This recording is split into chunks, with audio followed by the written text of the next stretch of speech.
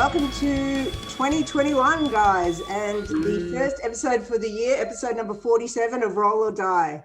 Today we have two very special guests, two Masters gentlemen, Mr. Conor Wynn and Mr. Peter Florenini. Both of them are aged in their 60s and 70s. Are you comfortable for me to disclose your ages, gentlemen? Absolutely. Yes, so Conor is 61 and Peter is 78. So Conor's a black belt, Peter is a purple belt. So welcome, gentlemen. Thank you for joining us on this episode. Wow, yeah. We were just having a bit of a gas bag before you came, Kim, and Peter was just explaining about how I was asking him if he still trains judo because he's got a strong judo background as well, and I like one of the things about BJJ is we can keep doing this obviously indefinitely until the day we drop. So Peter, you were just explaining, I was just asking you, we might just rehash that. Do you still train any judo at all, or are you? Well, last time I trained was pre-COVID, and that was with a mate of mine, Pat Quick, who's sort of my age, and he was one of the superstars going back, 50 years, maybe more. Wow. And what may be interested to this particular podcast is why did I join BJJ? And the reason was about 5 years ago, I went with Pat Quick, Fifth Dan, wherever, to celebrate 50 years of judo in Singapore. And we were doing some demos and meeting high school kids and the usual hoo-ha, right?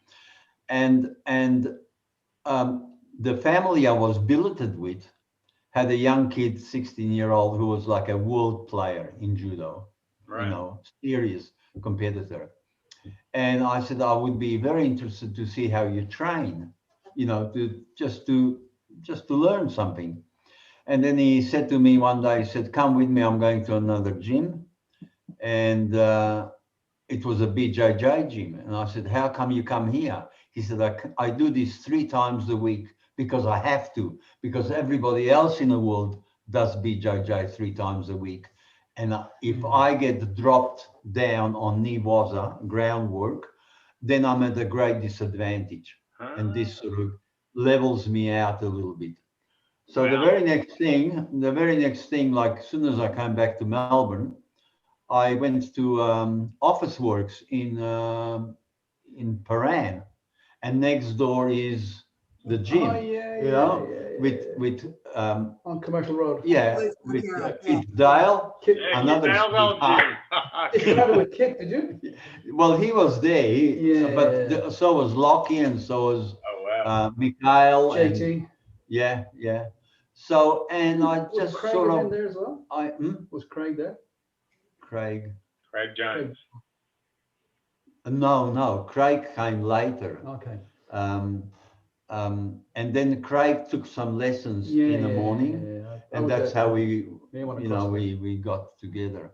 Wow. But I think that opened my eyes, because straight away I saw there was something very, very special about BJJ when it comes to Niwaza. So what was it like? First of all, I got 2 parts to that question. Like, first of all, so the only BJJ you've done is at Absolute MMA, is that right? Like, you are thoroughbred Absolute MMA for BJJ? Like you? Well, no, not MMA. I mean, Not Absolute. You didn't train for another jiu-jitsu club, though. You've never been to any other clubs, though? You just happened to walk into Absolute, one of the best gyms in Melbourne, straight off the bat. I go to the veterans where you can go hop around everywhere. And whenever I go on holiday somewhere like Mildura, I jump into the club, the local club, and say hello, Yeah, great. And I'm always welcome. This is a big family, it's a worldwide family. When I was in Europe, I went to the... Tell them what you're doing in Europe. What? Tell them the legitimate stuff you're doing in Europe. No. What happens in Europe stays in Europe, Conor. We all know that. No, there's some stuff you can talk about. No. By the way, you do realize how lucky you are. He normally doesn't talk to people directly. He talks through me or something.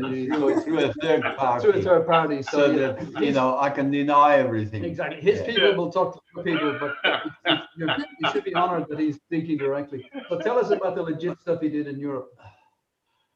Well, I used to go to a lot of skiing competitions. Oh, wow. Veteran, including World Cup. And then, of course, as soon as I'm there, I sort of drop into different gyms. So what about the movie you were doing? Or the ad? Oh, the ad. Oh, He's a movie star. No. So he's a skiing pro, a judo pro, a movie star. Holy Kim, you are the best. I got one ad on television, you know. And that's the stuff he can talk about. Hemorrhoid cream? Like what are we talking here? Like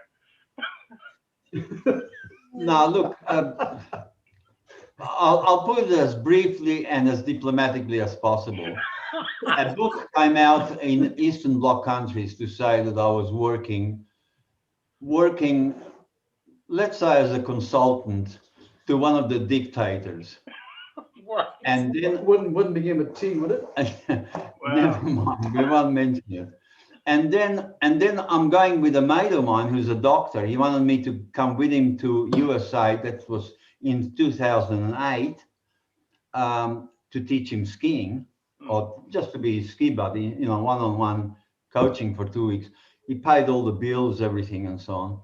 And as soon as I get on a plane to go Los Angeles, Denver, I get hold of the plane with these guys in suits, you know, that I laughed at. I said, and they said, "Why are you laughing?" I said, "Because I know you're with the health department, obviously." Yeah. So they said, "Yeah, we want to make sure everybody in America stays healthy." And I said, "Well, look at my age. Look at my age. Isn't it obvious I'm retired from whatever you know, whatever I was doing?" And they said, "Well, not necessarily. What are you doing in USA?" I said, I'm having a ski holiday." I couldn't say I was like actually working because no green card. Yeah. Then you get a colonoscopy, you know, usually. A free colonoscopy. Yeah. So I said, "Check my luggage," and they said, "We already did." You know. And the doctor absolutely cacked himself because he said, "Oh, you must have been selling drugs in Melbourne." I said, "No, it's worse than that." But how good is this to be escorted off the plane by Homeland Security? That's just like, wow. That's just like, yeah, but they put me back on. It wasn't that. But that's just like you aspire to that, right? It was just like, that's just next level gangster stuff. You would have a gazillion stories to tell. Like what was the team? You were shot an ad, right? Did I miss something? What ad did you shoot? Yeah. The ad was. Where was it? In Italy or somewhere? No. The ad's here in Melbourne. What was the movie you're doing in Europe? You did one. Oh no, that just happened to be. By the way, I was in Belgrade and they were shooting a movie of what was it? Some spy movie. Yeah. And I told them I was a well-known actor from Australia, and I speak all the languages they need: Serbian, French, which I do. You know, anything else you want, Croatian. International man in mystery, right here. But unfortunately, I mean, they were panning the background. There was like 1,000 people there, so you know, no. Amazing. But the money I made some money doing the ad for La Trobe Finance. You know, you'll see him on a billboard. I'm the face of La Trobe Finance. It's on the way into the airport, I think. That they took that down. They took that down. But yeah, wow. Kim, I'm asking me a question. I'm retired. You know, I'm retired and I need the money. You know, because I live in poverty. Yeah. Well, he's dead. I can neither confirm or deny. We know you are a man of mystery to me. That's for sure. So. Penniless in Turak. Yeah. There are poor people in Turak. I know, because I'm one of them. I'm one of them. So, Peter, you're retired, but I understand you're at the 6:30 a.m. classes every morning. Is that right? How often are you training? Yes, I alternate between St Kilda and Collingwood. When my mate comes back, probably it'll be more Collingwood than St Kilda, but you know, I like to catch up with buddies here, there, everywhere. Wants to share the love. And now with this new year that I'm totally retired from being an architect, which is my real profession, I'd like to do at least two times a day. Wow. 2 times a day jiu-jitsu. Yeah, jiu-jitsu. Yeah, this morning I did 6:30 and 12 o'clock. Wow. How are you doing that? How the hell are you pulling that off? I mean, seriously, when I do that, I can't train the next day sometimes. Like I feel like I can pace. I thought I could pace myself, blah, blah, blah, all that stuff. So how are you pulling that off? I mean, I don't have very much to do. I'm still doing some renovations at home because my wife said that all the renovations in the house have to be done before I fall off the perch, because the next guy she gets maybe as useless as I am. And I got a very tough wife. She's French, and she has the keys to the safe where all the, those things are, So I'm very humble at home. But I do look bad when I get, like today I went home and I didn't train that hard at 12 o'clock. But my wife said, "You look like, who bashed you up?" And I said, "They all did. I'm not all that popular, I'm not as popular as you think I am." they all have. In the morning, this man here kicked me in the short and curlies. Yeah. Oh, that's true. I was doing a. Luckily, they're only decorative. That's right. That's right. I did a knee cut through his junk, and he said, "It's all right. It's purely for it's only for decoration." Oh my god, I love that. I have to use that soon. Yeah. Not yet. In a couple of years, I have to use that. Yeah, we can snip that out.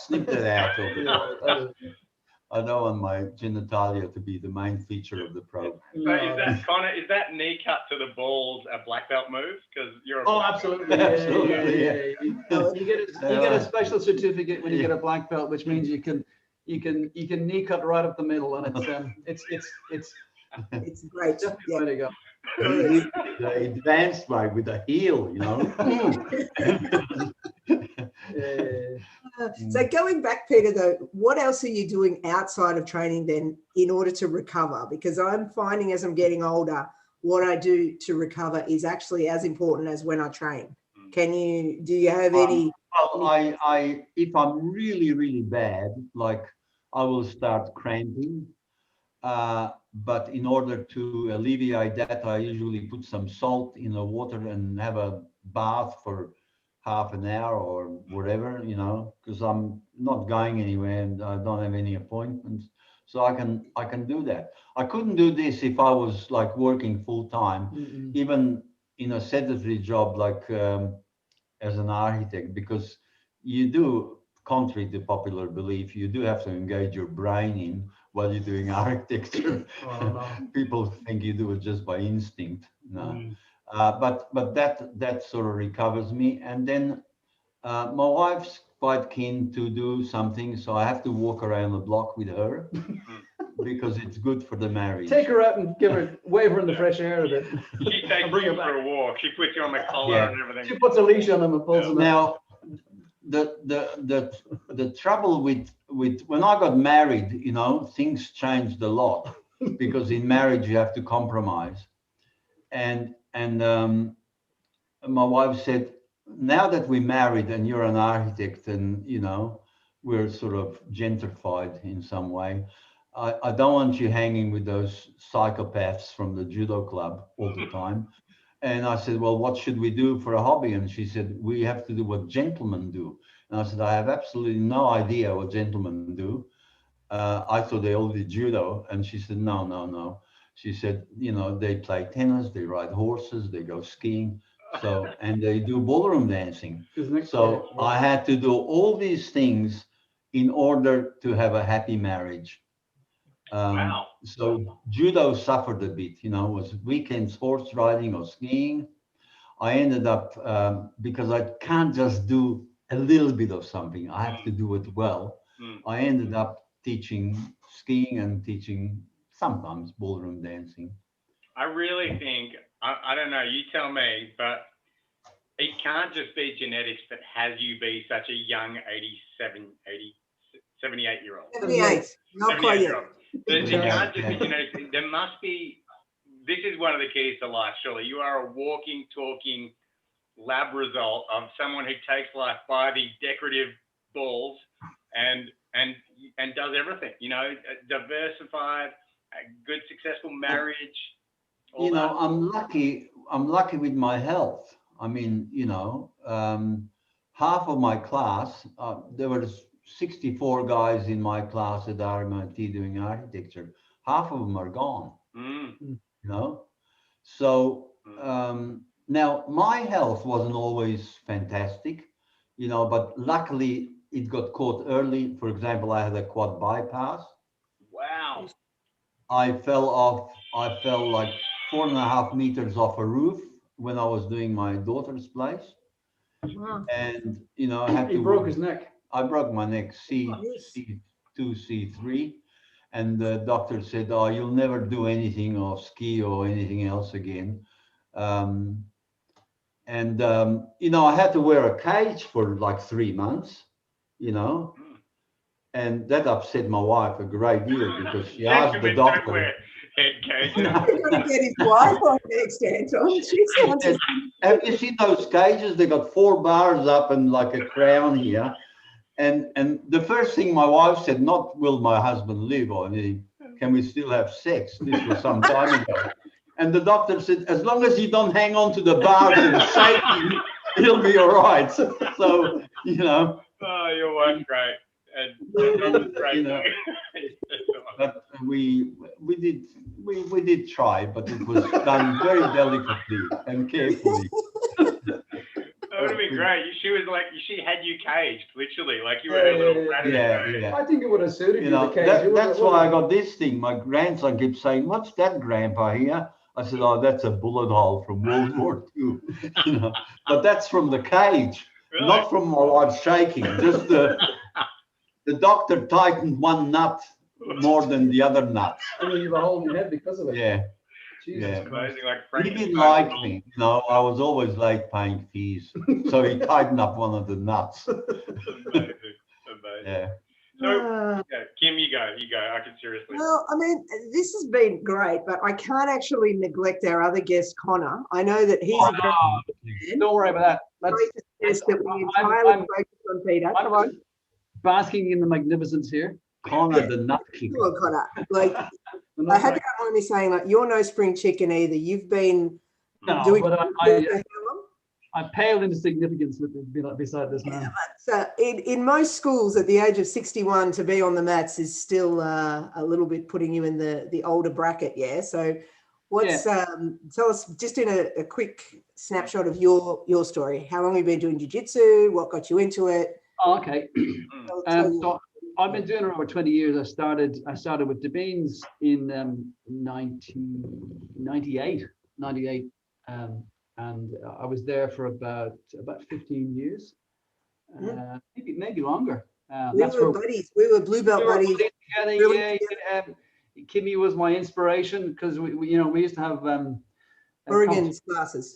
Horrigan's was we were Horrigan's worst students. That's one of the reasons I left actually, because we were down the back and Horrigan would look at us and just shake his head and go. A different drill to what the rest of the class was doing. We couldn't even. We were going, well, what comes after step 2? What do you and he just like just like in one of Horrigan's 25 step sequences, we'd be at step 2, you know, and he'd just shake his head. So Kenny left, and then it was obvious that I was the worst student at Horrigan. It was always debatable, so I had to leave just out of sheer shame. That's the real reason.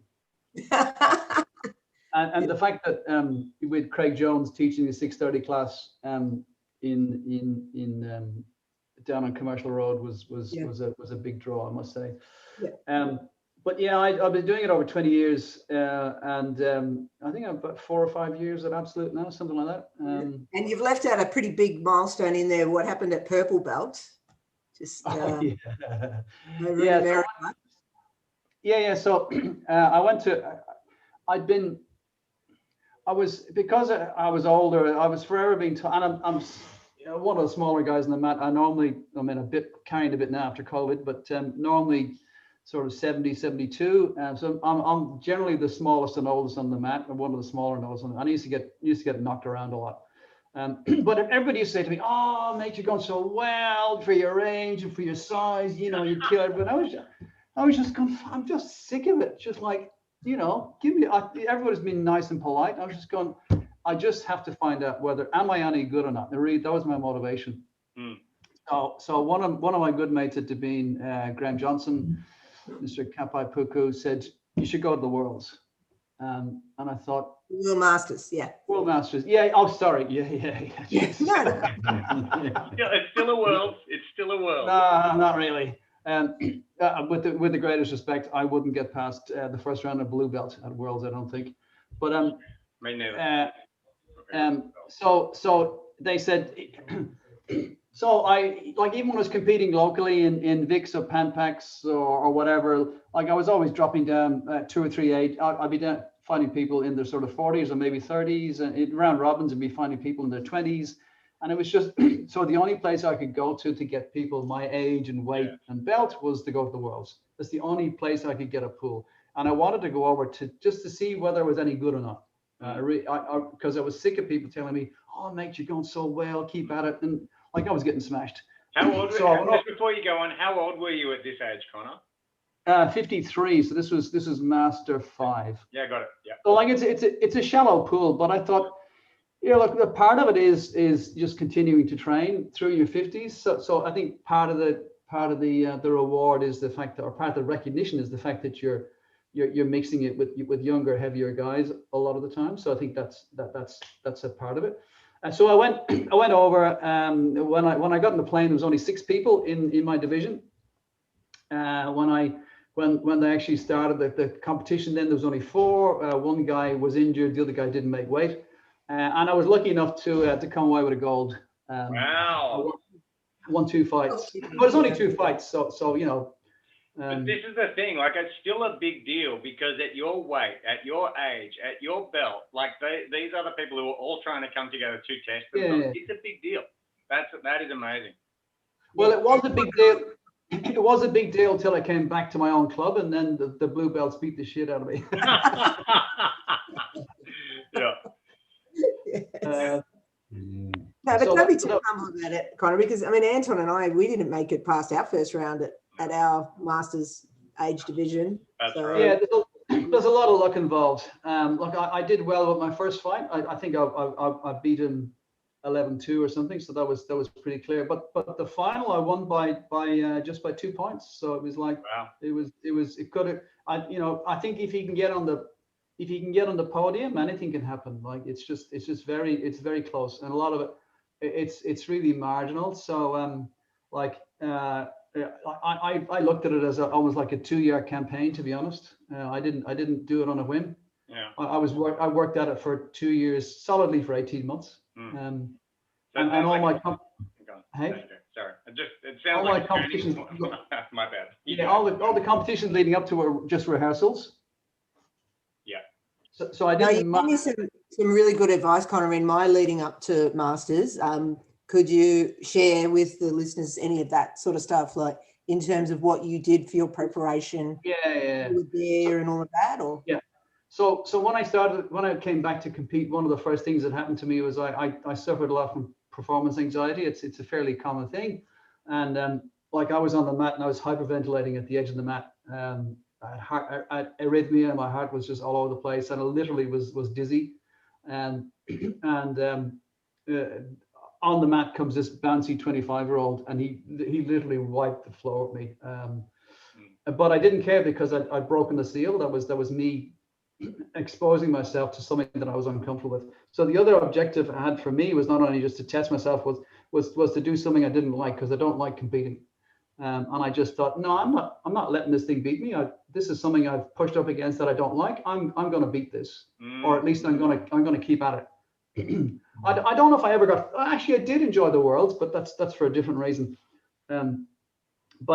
one of the issues around performance anxiety, I think, is just getting overwhelmed and getting flooded with too many cues and too much information coming in. You got the crowd, you've got a mat, you've got the fact that all your mates you've got the so-called expectations. So one of the things I did, so I tried to rehearse and to expose myself to as many of those elements as I could before the final. So for instance, before my match, I had my 2 hours, the 2 hours before my match mapped out in 10 or 50 minute increments. So I knew, so if I was on at 4 o'clock in the afternoon, I knew what I was doing from 2 o'clock. From the time it would take to drive there, the time it would take to do the warm up, what exercise would I be doing in the warm up. I'd even have my music. I'd had a set of tracks lined up, so I had the same music all the time. I did look for specific partners to warm up with, and then I would walk on the mat. And it was, so by the time I got to the Worlds, it felt very familiar. Wow, that is beautiful advice. You literally could have been telling my story, everything you said up until that part. You know what I mean? Like I think so many of us suffer from that anxiety, and I just think that's so valuable to make it feel familiar on that day. Like anything you can do to make it feel familiar, that's amazing advice. Yeah, well, the other thing I did was deliberately, like it takes, because I was going to the States, and I know not everybody's not in this position, but so jet lag is a real issue. And if you're going into a final of the World Championships, you want to give yourself every possible opportunity, every possible advantage. So why would you compete slightly jet lagged, even the slightest bit jet lagged? So it takes about, they say it takes roughly about a day for every hour of time difference. So I worked that out, and then I said, okay, so therefore I need to be over there 2 weeks before my fight. Wow. Yeah, and I did that deliberately, and I also went, because of that, I then scheduled. I went to close to where I was going to be competing. Luckily, it was in LA, and I also went to a club where I picked a club that developed my game, that fitted in with the game that I was interested in. So I was, and still am, interested in, open guard, spider guard, De La Riva, bolo, collar sleeve, all that kind of stuff. And so I trained with Mendes for 3 weeks, or 2.5 weeks before the competition. And even then I would look to specific people in the class to train with and to peak just before the competition. It sounds like not a lot of luck was involved actually in your win. That's a very well prepared player. That is amazing. Well, I think so. I was lucky on the day, but I think you've also got to. So you got to. So not everybody suffers from performance anxiety, and it was something that I recognized that I need to deal with, and I set up a plan to deal with it. So even one of the things I was saying to Kimmy was, like, if you have a particular game that you particularly like to do, you need to drill it to perfection in the competitions coming up before the main event, so that and even to the point of having somebody video you, break it down with your coach, work on those specific things, the holes that are there, because that's really free and that's really cheap advice. And I used to do round robins every couple of weeks, and I didn't care if I got bashed, because I was gathering a lot of data. Yeah. And I'd see holes in my game, and then I'd work with whoever would help me to try and plug those holes, and then I'd drill them, fix them. So it was an 18-month campaign to get there. Wow, that's brilliant. Peter, can I just switch back, Kim, if you don't mind? I just want to go back to Peter. When you got into judo, how old were you? Were you a competitor? Was that of interest to you? Like, what was the driver for judo in your life? And talk a bit about my introduction to judo was at RMIT, where I was doing my studies, and I thought, well, I didn't want to be in a cricket team or a football team, so a judo team was good. One of the big stars came over from England, Arthur Morshead. Oh yeah. And I liked the guy very much. He was a good coach and very inspiring. And then I wanted to, my aim was to win the like RMIT title, Mm. which I did for quite you. frequently. Yeah. But then I went into InterVarsity where I had a mixed bag, of winning and losing and so on. But that was fun because it was a social gathering and so on. And then I just kept at it, and I don't know if you knew judo at that time. We're going back a long time. Was very political. Yes. And everyone thought that if you get a black belt, you'll open up your own school. Well, in my case, that wasn't the case. Because as an architect, you get paid slightly better than a judo instructor. And but still, and then I got to brown belt, and then I stayed as a brown belt for years. And I really couldn't give a toss because I thought, well, I'm not doing it for the belt. And then they started, for example, using me as a block. Like they didn't want one guy to get his black belt. And in those days, you had to do groups. You had a group of 5 or 6, and you had to get 6 points. Draw was 1 point, loss was 0, win was 2 points. So you had to, like, theoretically draw with everybody except beat 1, right, to get your points to get through. And sometimes they had 2 blocks. You had to win 1 block and the next block.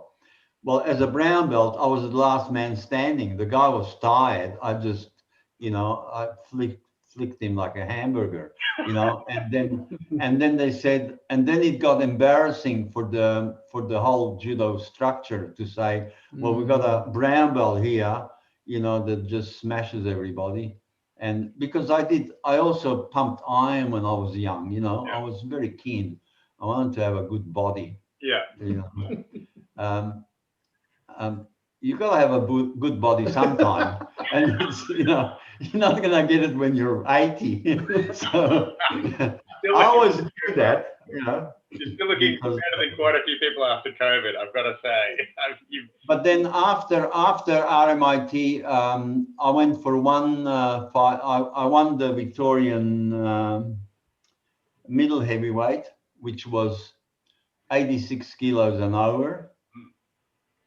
And I went to Sydney where I got pretty well smashed by everybody.